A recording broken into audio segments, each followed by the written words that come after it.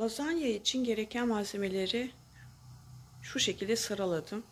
Mozzarella peynir, 2 kutu lazanya kullanmayı düşünüyorum. Ricotta cheese, domates sosu için, domates sosunu hazırlamak için bazı malzemeler, kıyma, soğan, kıymayı kavuracağız ve zeytinyağı.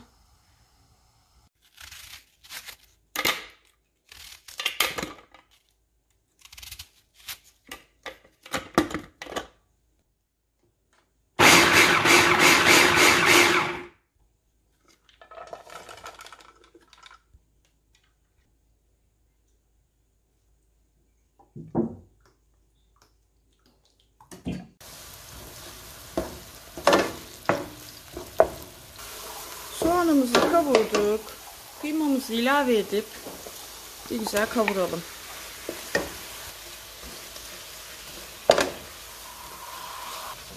Kıymamızı kavururken çok iyi ezmemiz gerekiyor.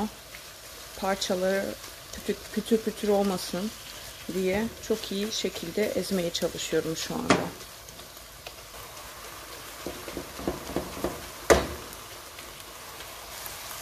Bir tatlı kaşığı tuz ilave edeceğim. Şu şekilde. Biraz karabiber, yarım tatlı kaşığı kadar. Domates salçasını bir kaşık dolu dolu domates salçası koyacağım. Ve açtığım domates kuaştan da şu şekilde birazcık dökeceğim içine.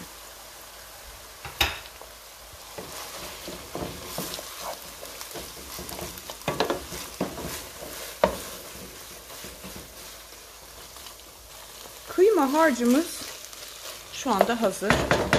Bir şekilde bir yerde bekletelim. Dumanları çıkıyor, hala sıcak şu anda. Soğuması gerekiyor birazcık. Şimdi domates salçasını hazırlıyorum. Biraz önce açtığım crush tomato'yu birazcık kıymanın içine kullanmıştım. Şimdi bunun hepsini buraya boşaltıyorum. Birazcık domates salçası. Bir kaşık kadar. Zeytinyağı.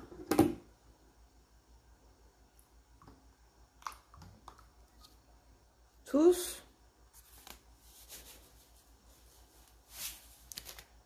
Karabiber.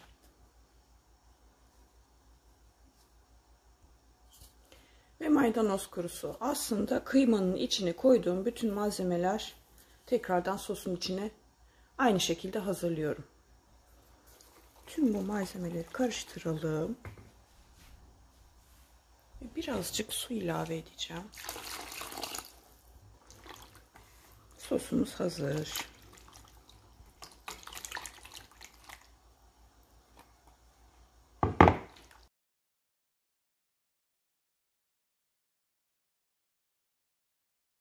Lazanyalarımızı haşlamaya başlıyoruz. Kullandığım paket tekrar gösteriyorum. Bu şekilde 2 paket kullanacağım. Lazanyaları böyle bu şekilde 8-10 tane kadar koyup tencerede haşlayıp süzeceğim. Hepsini bitirene kadar aynı işlemleri yapıyorum ve soğuk suda yıkıyorum.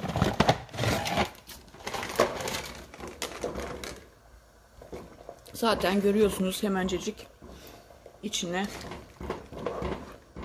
eriyorlar. Şu şekilde yapışmasın birbirlerine diye üst üste gelmemeleri için dikkatli olmaya çalışıyorum.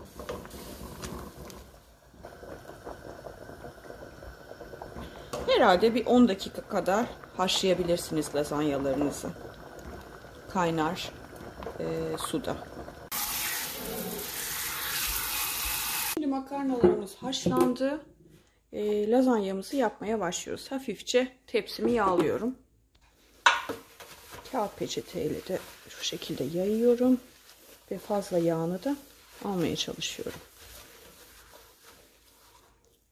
Lazanyalarımızı tepsinin şekline göre ilk katını döşüyorum. İlk katı döşedik. Ve üzerine ricotta cheese'li yaymaya çalışacağım. Bu şekilde her yerine elimle yaymaya çalışıyorum.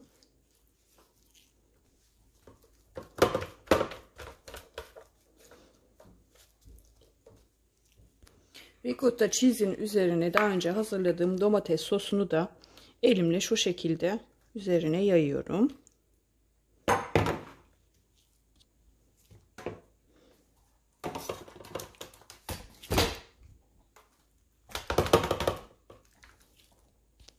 Üçüncü kat ise mozzarella peyniri. Her yerine serpiştiriyoruz bolcana.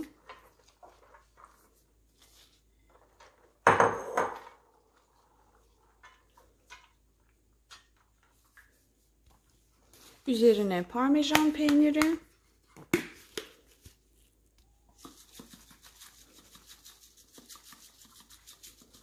Tamam. Ve en son maydanoz kurusu. Buyurun.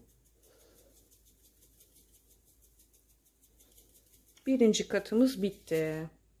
Şimdi aynı şekilde ilk yaptığım şekilde ikinci katı hazırlamaya başlıyorum. İkinci katını hazırlarken lazanya makarnalarımı diğer yöne doğru çevrilmiş koyuyorum ki keserken dağılmasınlar diye, böyle daha güzel oluyor. Tabi diğer tarafına gelen kısımları da bıçakla kesip öyle koyacağım. Aynı börek yapar gibi istediğiniz şekil dizebilirsiniz aslında lazanyalarınızı. Şimdi tekrar ricotta cheese, domates sosu, mozzarella peyniri, parmesan peyniri ve maydanoz kurusu koyup döşüyorum.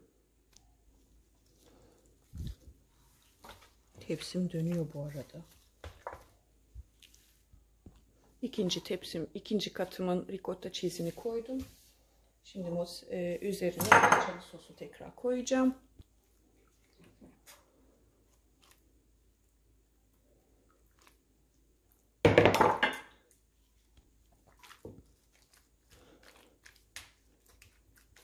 İyice yayıyorum. Malzemeler birbirine karıştı. Mozzarella peyniri tekrardan. Parmesan peyniri. Ve maydanoz kurusu. İkinci katta tamam. Üçüncü katı döşüyorum şu anda. Yine ilk başta döşediğim şekilde yönlerini bu şekilde dizerek devam ediyorum. Tabi bazen döşerken lazanyalar büyük küçük gelse bile onları kesmeniz gerekecek. Üçüncü katın üzerine daha önce kavurduğumuz kıymayı ilave ediyorum ve bir güzel yayıyorum.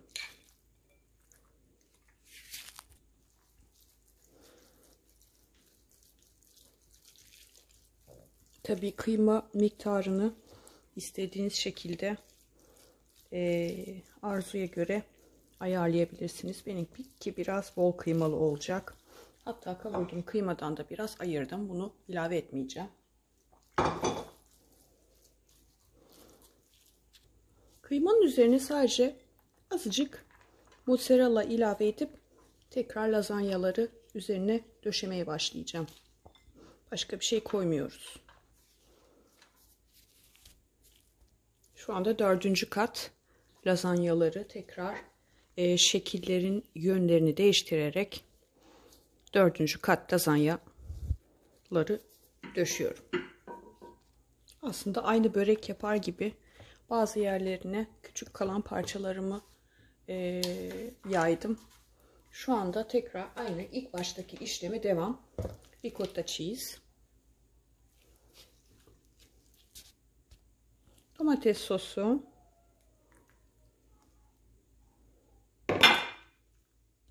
elimizle yayalım ve yedirelim sosu makarnanın her yerine. Mozzarella peynirimizi döşüyoruz. Parmesan. Kıymanın üzerindeki ilk katımı yapıyorum şu anda.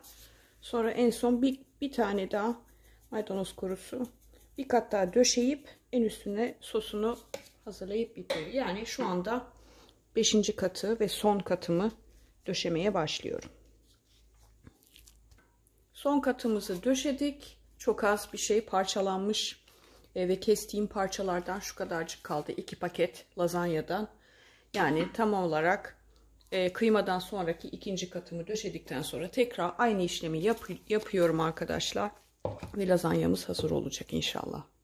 Toplam 1,5 paket ricotta cheese kullandım. Kullandığım ricotta cheese'in markası buydu.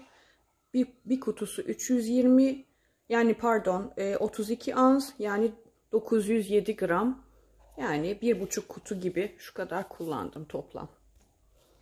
En son kalan domates sosumu da üzerine yayıyorum. Ondan da çok az kalacak herhalde, hepsini koymam. Şu şekilde ya da hepsini koyalım. Hazırladığım sosun hepsini kullandım. Ve yayıyorum. Mozzarella peynirini de her yerine güzelce serpiştiriyorum. Birazcık parmesan. Aynı biraz önce yaptığımız işlem devam. Ve maydanoz kurusu. Lazanyamız hazır. Lazanyamız fırına verilmeye hazır. Oldukça büyük bir tepsi yaptım. Bu arada bunu söylemem gerekiyor. Bir paket kullanırsanız ve daha küçük bir tepsi kullanırsanız, yani 4 ve 6 kişilik, benimki herhalde 8-10 kişilik oldu. Çok güzel görünüyor. Fırına verelim. Lazanyayı sıkıca alüminyum folyo ile kapattım. Fırına vereceğim. 365 Fahrenheit'ta pişirmeye başlıyorum. Herhalde bir yarım saat 45 dakika kadar pişirmeye devam edeceğim. En son üzerini kızartmak için üzerine açıyorum.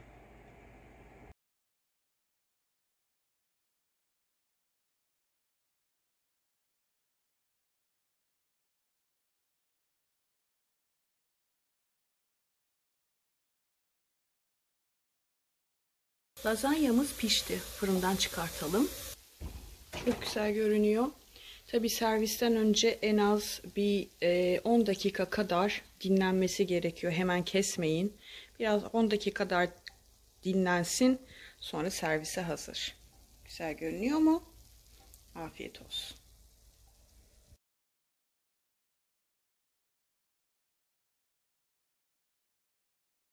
Lazanyamızı dilimlemeye başlıyorum.